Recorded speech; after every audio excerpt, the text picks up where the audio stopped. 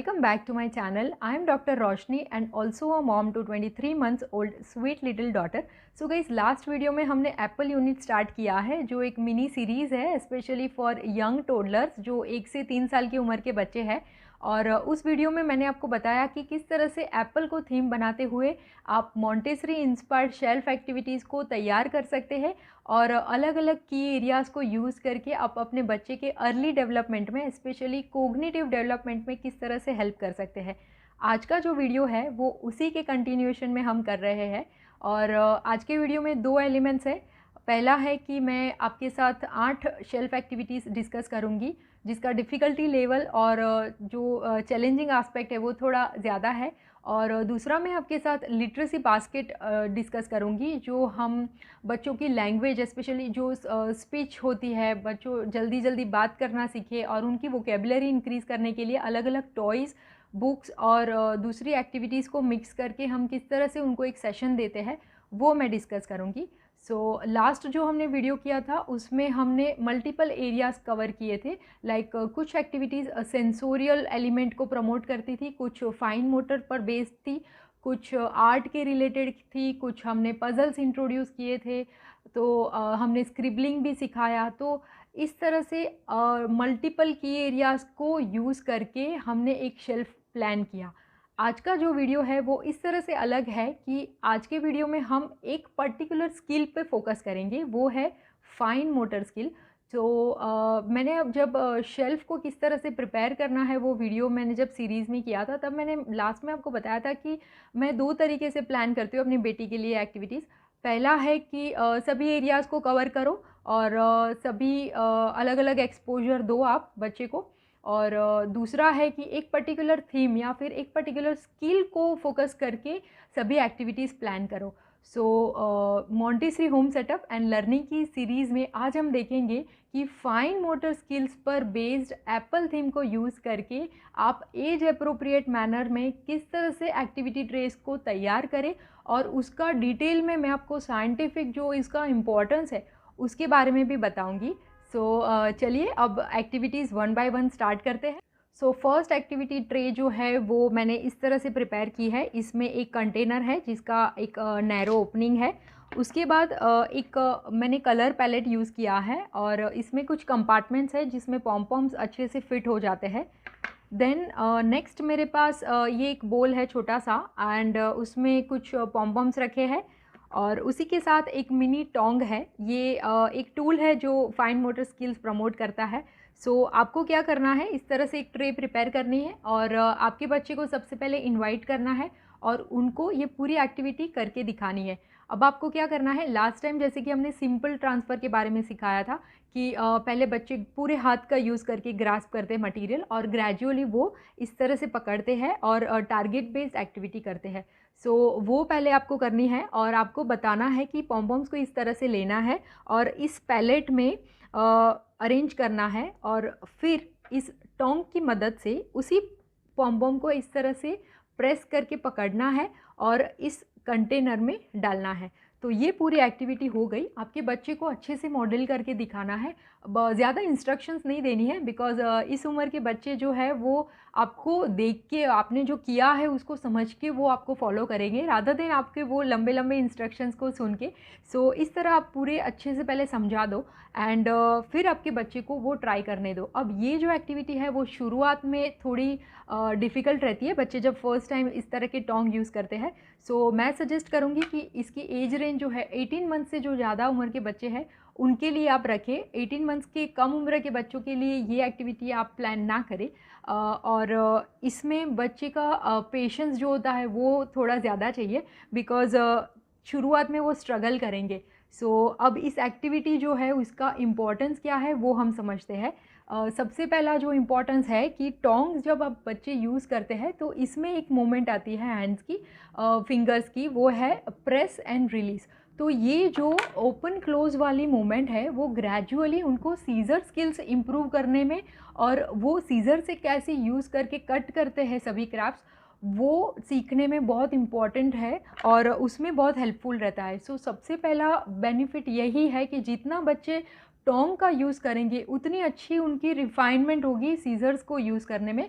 और हम बच्चों को प्री स्कूल के लिए तैयार कर रहे हैं। और प्री स्कूल में बहुत सारे क्राफ्ट्स होते हैं जिसमें बच्चे सीजर्स का यूज़ करते हैं, अलग अलग चीज़ें कट करते हैं, स्टिकर्स कट करते हैं और उसको ग्लू एंड पेस्ट करते हैं। तो सबसे अच्छा बेनिफिट ये है कि इसका जितना अच्छा यूज़ होगा, जितनी आप प्रैक्टिस करवाएंगे उतनी उनकी सीजर स्किल अच्छी होगी। दूसरा है कि इसमें एक ग्रिप आती है, जैसे इस तरह से हम पॉम को ऐसे पकड़ते हैं तो ये एक ग्रिप रखनी पड़ती है बच्चे को, अदरवाइज़ ये पॉम ऐसे गिर जाएगा।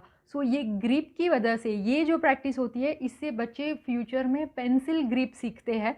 सो ये दूसरा बहुत इम्पॉर्टेंट अर्ली लिटरेसी सिखाने में है। उनका जो पेंसिल को पकड़ने का जो तरीका होता है उनको हम सिखाते हैं कि किस तरह से ग्रिप करना है, उसमें हेल्पफुल होता है। थर्ड है कि इस एक्टिविटी से बच्चों में पेशेंस एंड कंसंट्रेशन डेवलप होता है, बिकॉज बच्चे को बहुत फोकस करके, ये 2 स्टेप में एक्टिविटी है। एक तो उनको पहले इसको पकड़ना है, ये सीखना है, और हैंड आई कोऑर्डिनेशन करके इसमें डालना है। सो लास्ट बेनिफिट है कि बच्चे का हैंड आई कोऑर्डिनेशन भी बढ़ता है। और ये अपने आप में ही एक बहुत अच्छी फाइन मोटर स्किल्स को प्रमोट करने वाली एक्टिविटी है। अब इसमें हमने अलग अलग मटेरियल्स यूज़ किए थे, लाइक पॉम्पॉम्स में हमने कलर वेरिएशन दिए, कुछ येलो, कुछ ग्रीन एंड कुछ कोई बार हम मिक्स कर देते थे। तो इतना सिंपल चेंज करने से भी बच्चे को एक अलग वेरिएशन मिल जाता है। तो हमने सिर्फ पॉम्पॉम पे ही ट्राई किया है, आप चाहे तो पेबल्स पे भी ग्रेजुअली ट्राई कर सकते हैं। सो इस एक्टिविटी को करिए, और बच्चे शुरू में स्ट्रगल करेंगे तो उनको पेशेंस रखने को बोलो और उनको समझाओ कि धीरे धीरे प्रैक्टिस करनी हो। तो बार बार आपको भी मॉडल करके बताना पड़ेगा। आप एक ही बार बताओगे तो उनको शायद ना आए, बिकॉज हमारे केस में ऐसा ही था कि एवरी टाइम मैं उसे सिखाती थी कि किस तरह से पकड़ना है और किस तरह से डालना है। सो ये एक्टिविटी है जो फाइन मोटर स्किल्स प्रमोट करती है। दूसरी एक्टिविटी हमने कुछ इस तरह से रखी है। ये 3 कलर के पाइप क्लीनर्स है, red, green and yellow. And एक मिनी बास्केट में हमने कुछ लेसिंग बीड्स रखे हैं, उसमें भी वही सेम कलर्स है। और इस एक्टिविटी को भी आपको करके दिखाना है और उनको बताना है कि ग्रीन बीड को ग्रीन पाइप क्लीनर में डालना है, रेड को रेड में एंड येलो को येलो में। सो इस तरह से कलर की भी प्रैक्टिस होती है। और इस टाइप की जो एक्टिविटीज़ होती है उससे बच्चे की हैंड आई कोऑर्डिनेशन अच्छी होती है, पिंसर ग्रास्पिंग अच्छा होता है, और वो जो अपनी आँखों से वो अपने हाथों की मूवमेंट को ट्रैक करते हैं, क्योंकि जब वो दोनों हाथों से इस तरह से कुछ भी थ्रेड करने की ट्राई करेंगे तो उनको बहुत कंसंट्रेट करना पड़ता है, उनको अपने ही हाथों की जो मूवमेंट है उसको विजुअली ट्रैक करना पड़ेगा। तो ये बहुत अच्छी एक क्लासिक फाइन मोटर स्किल है और हैंड आई कोऑर्डिनेशन को बहुत अच्छे से वो इम्प्रूव भी करती है। नाउ विजुअल ट्रैकिंग स्किल्स जो है वो बच्चे में जब वो बच्चे 3 महीने के होते हैं तभी से डेवलप हो जाती है। जब बच्चा 3 महीने का होता है तब अगर उनको कोई ऑब्जेक्ट आप दिखाओ तब वो उन पर फोकस करेंगे, और उसी ऑब्जेक्ट को जब आप ट्रैक करोगे साइड बाय साइड तो वो ऑब्जेक्ट पर फोकस करते हुए वो उसको ट्रैक करेंगे। आप देखना उनकी आँखों की जो मूवमेंट होती है वो लेफ़्ट टू राइट जिस भी डायरेक्शन में आप ले जाओगे उस ऑब्जेक्ट को वहाँ पे वो ट्रैक भी करेंगे। सो 3 महीने से ही ये एबिलिटी उनमें आ जाती है। और इस टाइप की एक्टिविटी से बच्चों का कंसंट्रेशन बढ़ता है और पिंसर ग्रास्प भी बहुत अच्छा होता है। अब मैं मेरा अपना खुद का एक्सपीरियंस बताऊं कि कई बार हम एज अ पेरेंट अपने बच्चों के पोटेंशियल को अंडर एस्टिमेट कर देते हैं। जब मैंने ये एक्टिविटी प्लान की थी मेरी डॉटर के लिए तब मुझे ऐसा लगा था कि शायद ये थोड़ा डिफ़िकल्ट है और शायद इसमें वो इतना इंटरेस्ट ना दिखाए, पर उसने बहुत अच्छे से टास्क को फिनिश किया और 1 बाय 1 सभी कलर्स को पाइप क्लीनर्स में डाला। एंड मैंने ऑब्ज़र्व किया पेशेंटली उसने अपना टास्क फिनिश किया।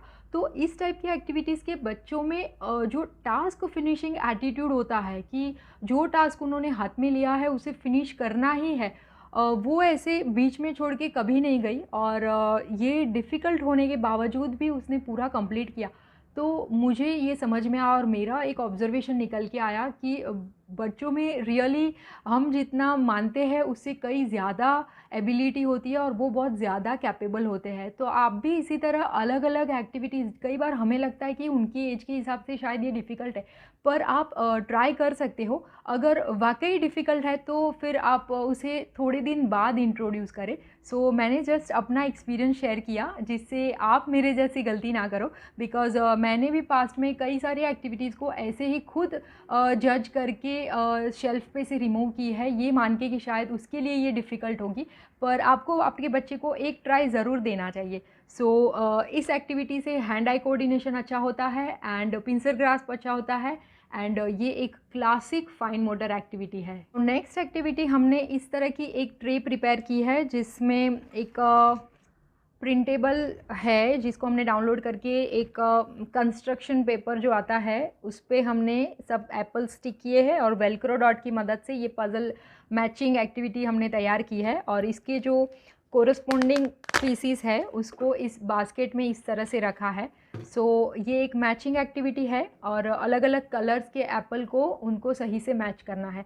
अब इस टाइप की एक्टिविटीज़ से आपके बच्चे क्या सीखते हैं वो बेनिफिट्स हम समझते हैं। सबसे इम्पॉर्टेंट बेनिफिट जो है वो है विजुअल डिस्क्रिमिनेशन स्किल। वो क्या होता है कि एक समान दिखने वाली चीज़ों में से भी उनको डिफरेंस निकालना है कि ये सभी एप्पल्स है पर ये अलग अलग कलर के एप्पल है, तो उनको ये डिस्क्रिमिनेट करना है कि किस चूज़ करना है। एक्चुअली इसको डिटेल में समझना है, इसकी जो डिटेल्स है, ये जो इन्फॉर्मेशन वो देखते हैं उसको प्रोसेस करना है और सिलेक्ट करके सही से वो लगाना है। इससे बच्चे की विजुअल डिस्क्रिमिनेशन स्किल बढ़ती है, उनकी अटेंशन बढ़ती है। अलग अलग कलर्स है तो आप वोकेबलरी उनकी इंक्रीज़ कर सकते हो। इस तरह से मैचिंग एक्टिविटी आप ग्रेजुअली ऐड कर सकते हो और ये जो एक्टिविटी है उसका ये जो प्रिंटेबल है उसका लिंक मैं अपने डिस्क्रिप्शन बॉक्स में दे दूँगी, तो आप चाहो तो आपके बच्चे के लिए सेम आप प्रिपेयर कर सकते हो।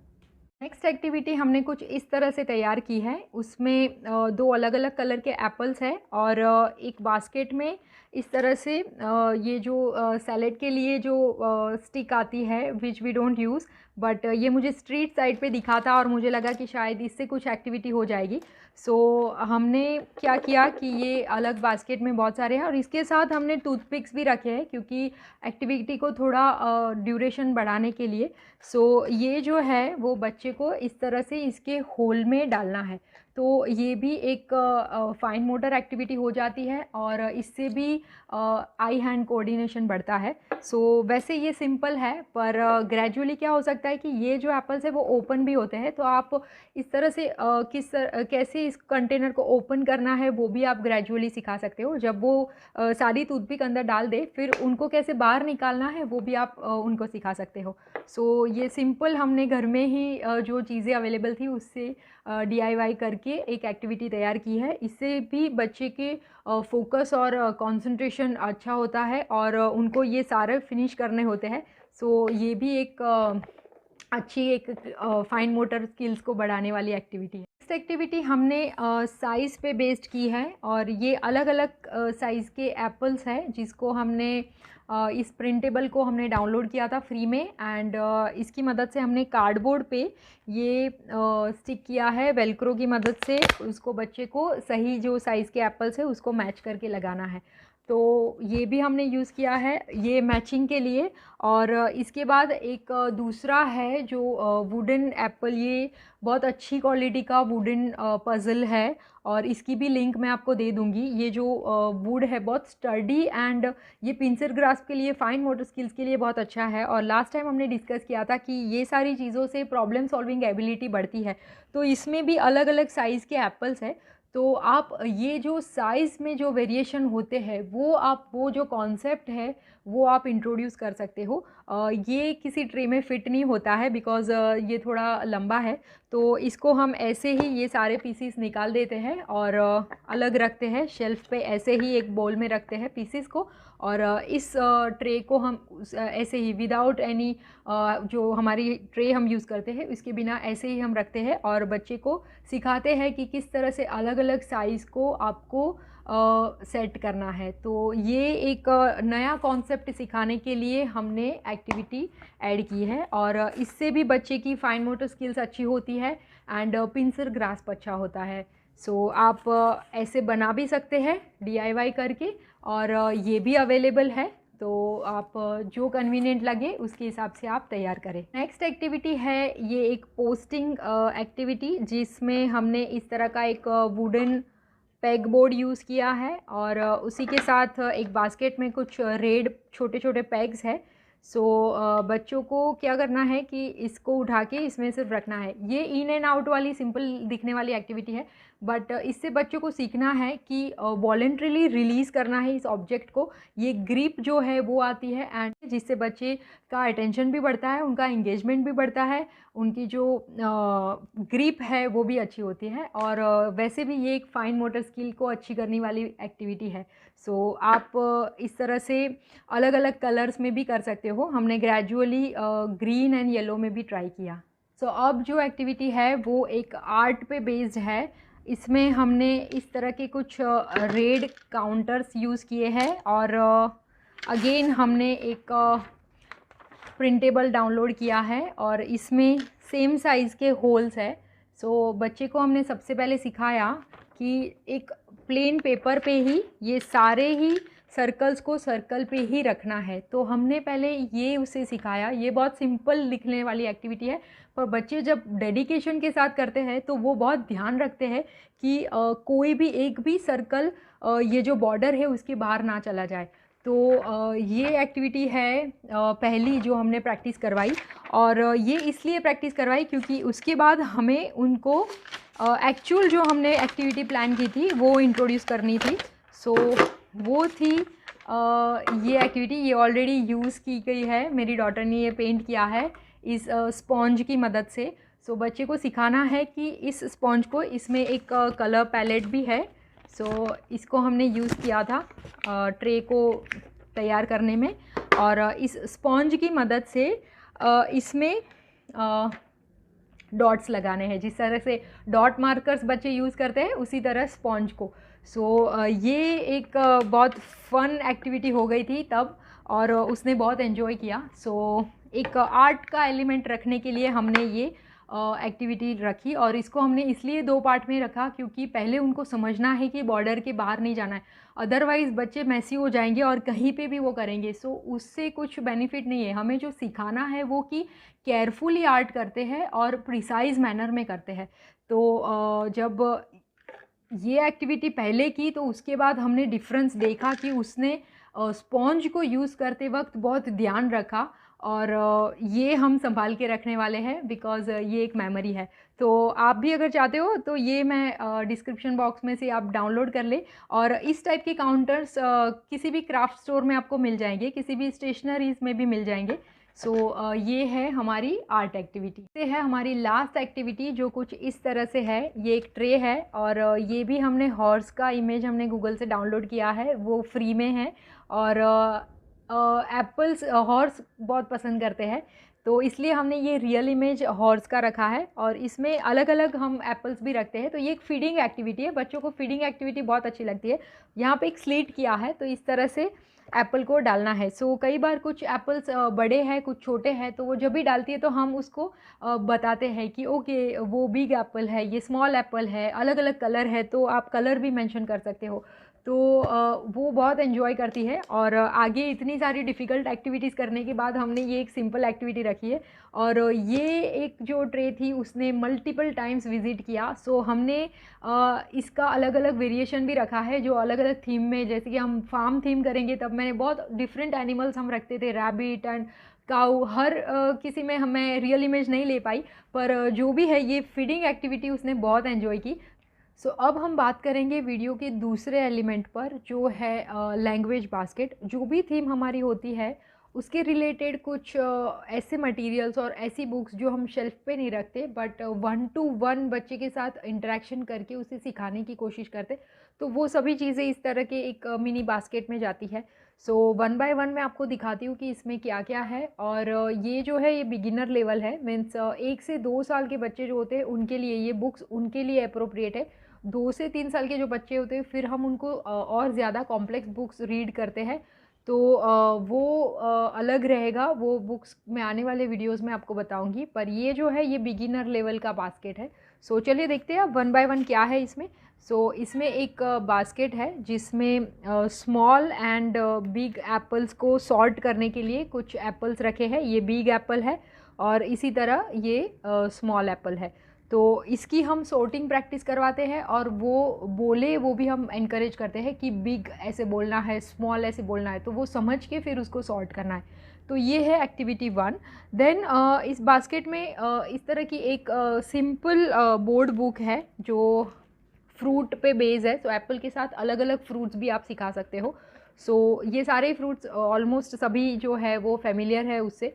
सो बार बार पिक्चर देखने से और आपके द्वारा उसका जो ये नाम सुनते हैं, तो फिर उनको फिर ये बोलना भी आसान लगता है और उनको याद भी रह जाता है। सो इसी के साथ आप मैचिंग एक्टिविटी भी कर सकते हो। अगर आपके पास रियल फ्रूट्स एंड और रियल नहीं है तो फिर रेप्लिका फ्रूट्स अगर अवेलेबल है तो आप मैचिंग एक्टिविटी भी कर सकते हो, जिससे फ्रूट्स के रिलेटेड उनकी वोकेबलरी इंक्रीज़ होती है।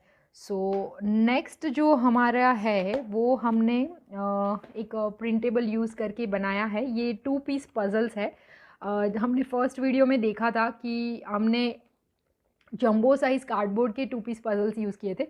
उसी तरह इसमें कुछ अलग फ्रूट्स है, वेरिएशन है, पाइनएप्पल है, बनाना है, देन ग्रेप्स है। सो ये भी हम और प्रैक्टिस करवाने के लिए मैंने ये लेमिनेट करके बनाए हैं। सो ये एक दूसरा है जो हम उसको प्रैक्टिस करवाते हैं। थर्ड जो है वो है ये बुक। आप सब ने ये बुक देखी होगी और आपने यूज़ भी की होगी अपने बच्चे के लिए। सो ये एरिक कार्ले की एक क्लासिक बुक है जो है the very hungry caterpillar. Because इस बुक में बहुत मेंशन किया है अलग अलग फ्रूट्स के बारे में, तो हमने ये बुक सिलेक्ट की है उसे बताने के लिए। ये जो बुक है ये नॉर्मल बोर्ड बुक नहीं है, ये एक पॉपअप बोर्ड बुक है। सो इसमें इस तरह से इस तरह से ये पॉपअप होता है पूरा एंड ओपन होता है। सो ग्रेजुअली अगर आपको इसके बारे में कुछ भी नहीं पता तो मैं ब्रीफ में बता दूं कि इसमें बहुत अच्छे ब्यूटीफुल इलस्ट्रेशन के माध्यम से बताया है कि एक छोटा सा एग होता है लीफ पे, और फिर वो कैसे बड़ा होता है और इस तरह से कैटरपिलर बनता है दूसरे दिन, और अलग अलग फ्रूट्स खा के फिर वो बड़ा हो जाता है एंड ग्रेजुअली फिर वो एक दिन इस तरह से बटरफ्लाई बनता है। सो ये बहुत ब्यूटीफुली इसमें दिखाया है। तो पिक्चर के लिए और सबसे इम्पॉर्टेंट जो है ये काउंटिंग के लिए बहुत अच्छा है। बिकॉज ग्रेजुअली क्या है कि इस बुक में बताया है कि पहले वो कुछ एक एप्पल खाता है caterpillar, then 2 pear, then 3 plums. तो इस तरह से ग्रेजुअली आगे जाता है। तो आप काउंटिंग जब 1 to 5 करते हैं तो भी ये बुक बहुत अच्छी है। आप वो क्रिएचर्स के बारे में बात कर सकते हो, लाइक कैटरपिलर भी एप्पल्स खाते हैं, तो इसलिए हमने एक ये कैटरपिलर भी रखा है। सो हम क्या करते हैं इसके रिलेटेड हमारे पास कुछ उसके कॉरस्पॉन्डिंग मैचिंग कार्ड्स है जिसे हम पूरे टेबल पे बिछाते हैं। वो मैं आपको दिखाती हूँ। जैसे कि इस बैग में मैंने वो कार्ड्स रखे हैं। इसमें ये जो कैटरपिलर है वो बड़ा होता है, फिर 5 ऑरेंजेस, 4 स्ट्रॉबेरीज़, 1 एप्पल, और दूसरी साइड उस कैटरपिलर ने जो भी कुछ खाया, तो इस तरह के कार्ड्स है। एंड लास्ट में वो जब बटरफ्लाई बन जाता है तो हम क्या करते हैं पूरे टेबल पे ये पूरा बिछा देते हैं और इस कैटरपिलर को उसको दिखाते हैं कि देखो ये अभी जा रहा है, ये अभी एप्पल को खाएगा, फिर ये 2 पैर है उसे खाएगा। सो इस तरह से छोटा ये जो कैटरपिलर है वो किस तरह से बड़ा होता है एंड ग्रेजुअली इस तरह से बटरफ्लाई बनता है। तो ये पूरी स्टोरी टेलिंग के लिए हमने ये कार्ड्स बनाए हैं। और इस तरह से प्रेजेंटेशन के कारण उसकी जो वो अब ये सारी ही चीज़ें वो बोलती है, वो सब जानती है, और उसको ये जो नेक्स्ट क्या आने वाला है वो भी वो प्रेडिक्ट करती है कि पहला एप्पल खाएगा, फिर उसके बाद क्या खाएगा, तो हम फिर वो याद करके बताती है कि फिर वो पैर खाएगा। सो इस तरह से अलग अलग वे में आप उनको सिखा सकते हो। और काउंटिंग ही आप सबसे अच्छा है कि ये book counting like 1 to 5 count कर रहे हो तो ये बहुत बेस्ट बुक है। तो आप चेक कर सकते हो, ये मैं डिस्क्रिप्शन में लिंक दे दूँगी। ये पॉपअप बुक मैंने इसलिए लिया क्योंकि ये रेगुलर बोर्ड बुक से थोड़ा अलग दिखे। सो मैंने ये इस तरह से पॉपअप लिया है एक एक्स्ट्रा एलिमेंट डालने के लिए। दूसरा है बिग एंड स्मॉल में मैंने हॉर्स भी लिया है। ये भी इसलिए लिया है, ये हॉर्स का एक दूसरा रेप्लिका भी है बिकॉज़ हॉर्स को भी एप्पल्स खाना बहुत अच्छा लगता है। तो हम इस तरह से बात करते हैं कि कौन से वो क्रिएचर्स है जिसको एप्पल्स पसंद है इसका साउंड क्या होता है वो हम डिस्कस करते हैं।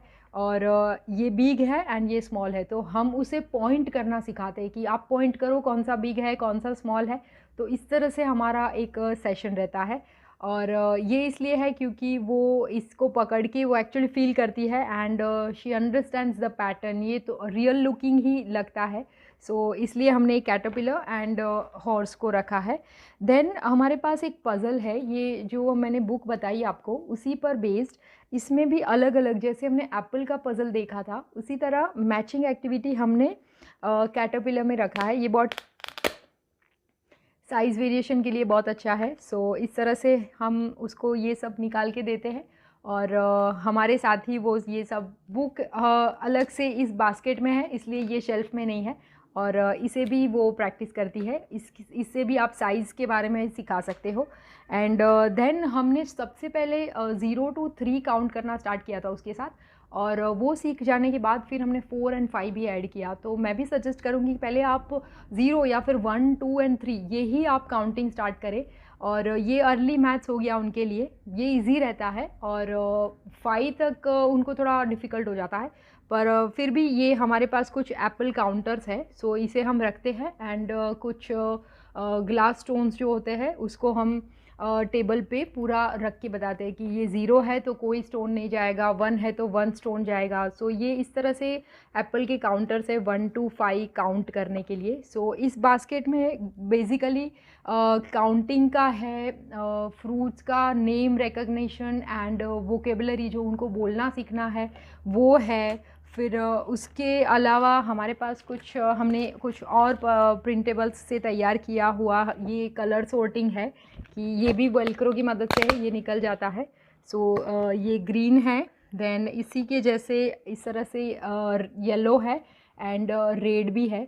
सो अलग अलग कलर की प्रैक्टिस हो जाती है। ये हम स्टार्टिंग में यूज़ करते थे जब वो कलर्स प्रैक्टिस कर रही थी।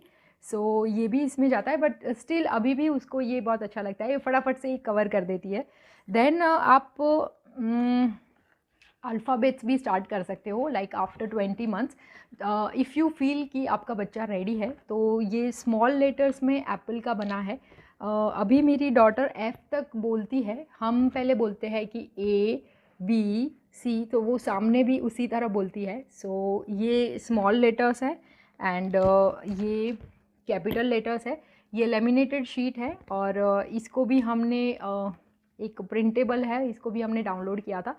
सो आगे जाके क्या होगा कि पेन की मदद से या फिर किसी जो मिटा पाओ इस तरह के जो मार्कर्स आते हैं उसकी हेल्प से वो लिखना भी प्रैक्टिस कर सकती है और फिर वो वाइप आउट भी हो जाता है। सो ये उसी के लिए हमने थोड़ा लंबा सोच के ये प्रिपेयर किया है। तो अभी के लिए A to F ही है दोनों लेटर्स में, सो हम वो प्रैक्टिस करते हैं। एंड दूसरा हमने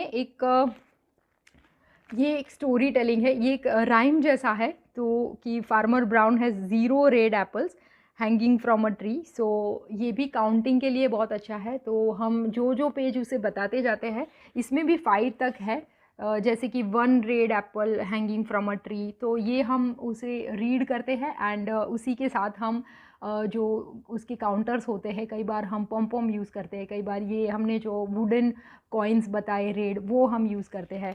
तो इस तरह से अलग अलग एक्टिविटीज़ हम करते हैं जिससे एक बॉन्डिंग भी इंक्रीज़ हो पाए एंड ये जो छोटी छोटी कॉन्सेप्ट्स है लाइक 0 to 5 आप काउंट करना सिखा पाए या फिर बिग एंड स्मॉल का डिफरेंस बताए। सो एक वेरिएशन मिलता है, आपके बच्चे के साथ एक क्वालिटी टाइम भी स्पेंड हो जाता है और उनको आप बहुत सारी चीज़ें भी सिखा सकते हो। सो ये था हमारा literacy basket. So it was all about shelf activities and language basket. अगर आपको ये वीडियो अच्छा लगा हो, इन्फॉर्मेटिव लगा हो, तो इसे लाइक एंड शेयर ज़रूर करना। कोई क्वेरी हो तो मुझे कमेंट के माध्यम से बताइए, और अगर चैनल पर नए हो तो सब्सक्राइब करें, चैनल को सपोर्ट ज़रूर करें, जिससे मैं ऐसे ही इन्फॉर्मेटिव वीडियोज़ आपके लिए लेकर आती रहूँगी। इस एप्पल सीरीज़ को हम कंटिन्यू करते रहेंगे। सो अभी के लिए सिर्फ इतना ही। I will see you next time.